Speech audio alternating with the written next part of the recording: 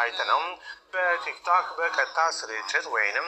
በአስተያየት መስጫዎች ላይ ድጋሚ እንዳትናገር እንዳታጋራ ወይም አስተያየት እንዳትሰጥ እገዳ ተጥሎባታል። ያጠፋችውን የቪዲዮ ማስረጃ መልእክቶች፣ የአካውንት መረጃዎችና የገቢ ማስገኛ ማለትም ሞኔታይዜሽን መረጃዎችን እንዳትደብቅ ወይም እንዳትለውጥም በውሳኔ ላይ ትዕዛዝ ሰጥቶበታል። በራሷ አካውንት ብቻ ሳይሆን በሶስተኛ ወገን በኩል ተጽዕኖ ፈጥራም የባለ ሀብቱን ስም እንዳታነሳም ተከልክላለች። በተጨማሪም ፍርድ ቤቱ ለክስ ሂደቱ ወጪ 22112 የኖርዌይ ክሮነር ለአቶ ወርቁ አይተነው እንድትከፍል በተከሳሿ ላይ ወስኗል። ሄሎ ከም ጅርቱ ነጋ ዋቀዮ እስኒፍ ሀባየቱ ነገዳ አኒ ነጋ ኮቲ ገለተ ጎፍታ ሀራ በጣም እቲ ዋንተና አጃይቤቱ እኮ እንትን ጆቹ በርባዴ ሙጨዮኒ ቪዲዮ ሺያማት አርጊኒ ኩኒ ሶሻል ሚዲያ ጋፍ በበለቱ namni waan baay'ee lafitti fayyadamaa jira. Namni ittiin wanta gaarii hojjetu jira. Namni ittiin immoo akkasuma bakka gadi bahee batalaa TikTok irratti wanti ilaalaa jiru, wanti argaa jiru bakka garamitti deemaa jirra, garam deemaa jirra, eessa dhaqaa jirra. Hanga jennu irratti hanga jennutti argaa jirra TikTok irra wanta jiru jechuudha. Social media babal'achuun abbaan yoo waan gaariidhaaf itti fayyadame faayidaa guddaadha malee miidhaa wanti social media babal'inni social media qabu hin jiru. Garuu akkaataa itti fayyadaminsa keenyaa garuu murteessaadha yeroo jedhu mucayyooni amma asitti viidiyoo ishee arginu kuni dhugaa dubbachuudhaaf በጣም በቃ ቲክቶክ ጉባራ ነሞታ አረበ ኤረታን namoota kanis waan ishee galchus isaan ingalchini keessattis xilliq jedhanii nama mulus warra gochaa hoolan keessaa tokko turte garbachuudhaaf jechuudha mucawni በጣም itti በቃ ani yeroo hunda nan arga viidiyoo ishee naaf dhufa osoo laaluun barbaadin immoo nan ilaalan bakka iyyees ishee nafu soores ishee nafu famous warri famousan ishee nafu warri kaan ishee nafu Jadi maiti tesen monama mulus baca uti turi mucong punya juda TikTok irati inya kana na ya dada inya kana inyu turi nama wai inyu da turi abba mana artisti Zabiba Girma abba mana artisti Zabiba kasumna faka abba mana masheti baka kanatti no jinin turina dise malla gode mintse na gode akasna gode yete isa kasasa tutte yo kana jura na baka wan tokko gafa irmijan tokko gafa fudatamu namatti tola garbachuudha faani mucoo kuni namni shani tuttuqin injiru namni shan aqxe wawaranin injiru namni shani narabsine injiru namoota TikTok fayyadaman social media kanarra oolan keessaa namni isheen fayyadamu bakka wanti hin jenne hin jiru. Social media ni babal'achuusaa dhugaa dubbachuudhaaf TikTokiin waan namni achirra oolu persentii 85 marachaa oolu malee akkasuma faayidaa guddaa hojjeteera. Batalaa ijoollee biyya alaa jiran, ijoollee biyya arabaa jiran, cokkoo namaniif sagalee ta'anii ijoollee meeqaa bakka du'arraa qambisan meeqatu jiru. Iyyeessa waan nyaatu dhabee bakka ciisu dhabee waan ittiin bulu dhabee iyyeessa agabuu bulu qaqqabanii ijoolleen viidiyoo qarratsanii gadhiisanii sababa kanaatti namni meeqa bakka irdaata argate manni hanga bitamuuf dirasii kan qaqqaban baay'eetu jiru. Ijoollee baay'een kan waan gaarii TikTokidhaan hojjetanii maatii isaanii jijjiiranii of jijjiiranii jireenya bakka nama hawwisiisu jiraachaa jira meeqatu jiru. akkasuma immoo meeqaan saanii immoo 85% immoo yaa akkuma nama jedhu akka kunoo heleen kanafa bakka gadi baanii beerii isa kan amantiidhaan isa kan gandaan isa kan qooxiidhaan isa kan naannoodhaan ibin maqaa gillee isa kan gillee sabii maqaa waamanii murid godhanii bakka hanga haati naftu zariin nafu waan ta'e nafu obtu nafu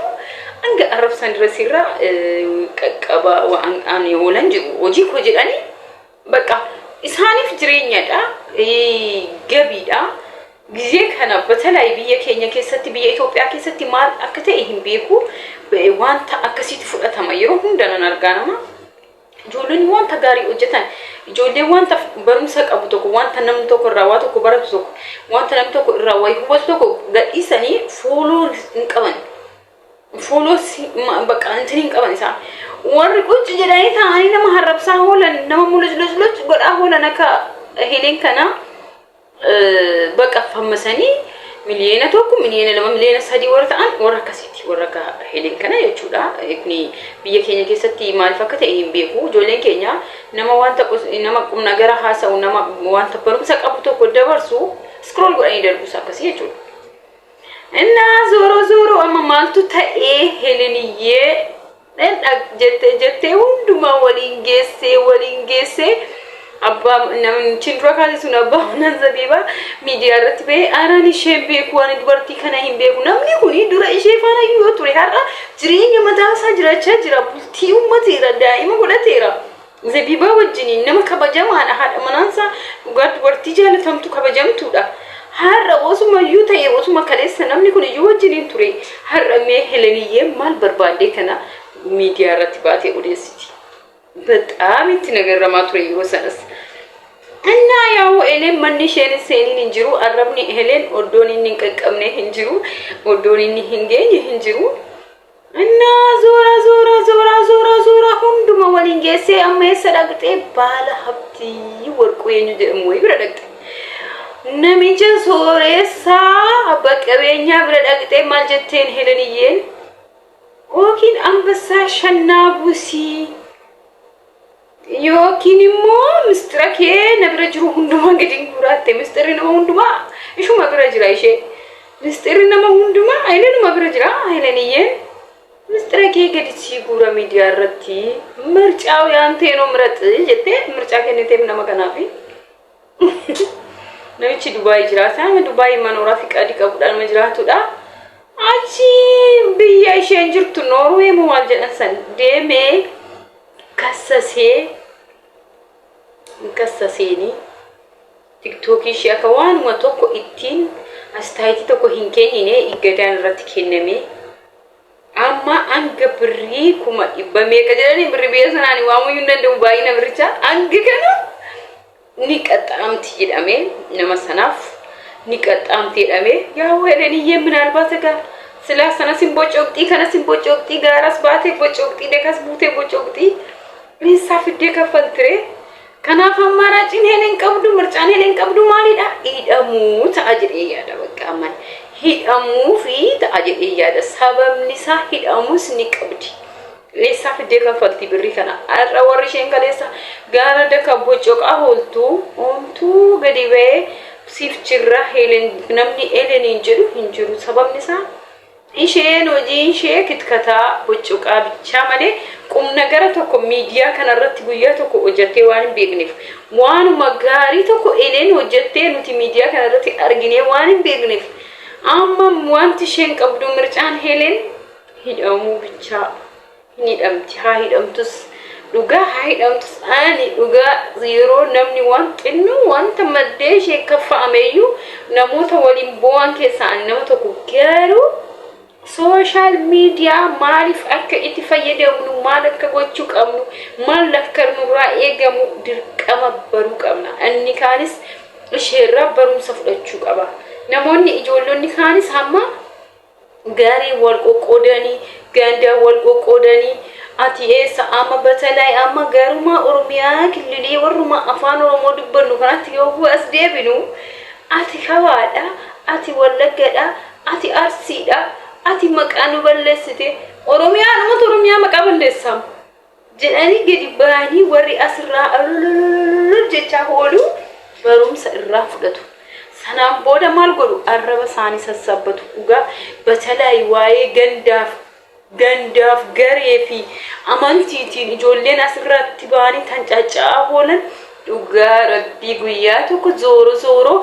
akkuma eleen kana hinafu inuma argatu warri ganda wal qoodani ati shawaadha ati bahalidha ati arsiidha ati arargeedha ati eessadha ati jimmadha ati maalidha warri jettanii asirraa miidiyaa kanarraa tan caccaabooltu hundi kee in argatta dhugaa in argatta kan eleni isiniif barumsa isiniif ta'uu qaba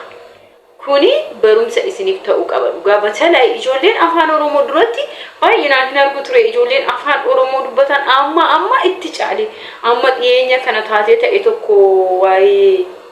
eessadha arsii irratti